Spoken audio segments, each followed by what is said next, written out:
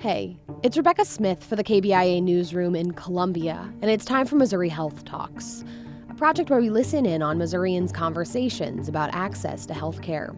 This week we hear from Emily Arth. She's a licensed clinical social worker and a therapist in Columbia.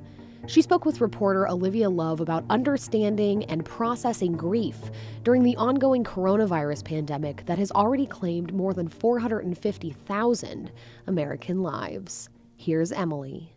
There's not a linear path of grief. We often describe it as like a knotted up ball of yarn.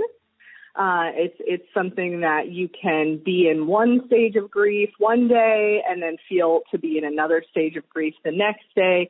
And so you can kind of go back and forth and bounce around between the emotions that make up grief.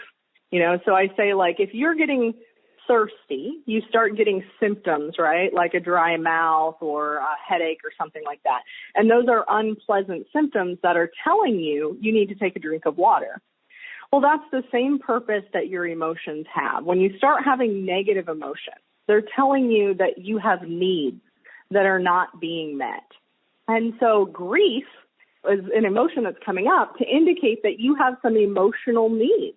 It could even just be the need to be heard and seen and acknowledged. Think about like a little kid when they're running toward you and they fall down and they start crying. They don't want you to just say to them, "You're fine, get up, you're fine, you're not bleeding." They want you to first acknowledge their emotions. And then once you acknowledge those feelings, you can start moving through the feelings and beyond them. So any of our negative feelings, grief included, if we're not moving through those feelings and moving them out of our energetic body, they're getting stuck and they're creating a state of dis-ease, right, where we're not at ease. And we know that actually the longer we're in a state of dis-ease, eventually that will manifest into what we call disease. And this is why it's so important for us to take care of our emotional health. Because the longer our emotional health is out of balance, the higher our risk of developing physical illness, So that we live in a society that does not really socialize people to clearly understand how grief works. It used to be a long time ago in society when somebody lost a loved one, they dressed in black for a year.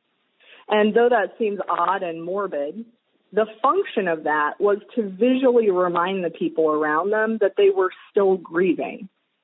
And so in our society, a lot of times people think, I have 5 days off work for bereavement, so I should just be over the loss of my husband when I go back to work in 5 days. Well, that's not realistic at all. And a lot of times the people around you even forget after a few months that you're still dealing. And so part of having compassion for our own suffering and the suffering of other people is remembering that grief does take a long time and it fades out over time. It's not something that you just wake up one day and all of a sudden you're over it. That was therapist Emily Arth speaking about the need for people to give themselves the space to process grief during the ongoing pandemic. She urges everyone to seek out help if they need it. That's it for this week's Missouri Health Talks, which was reported by Olivia Love. Tune in next week for more conversations from throughout the state about health and access. I'm Rebecca Smith. Thanks for listening.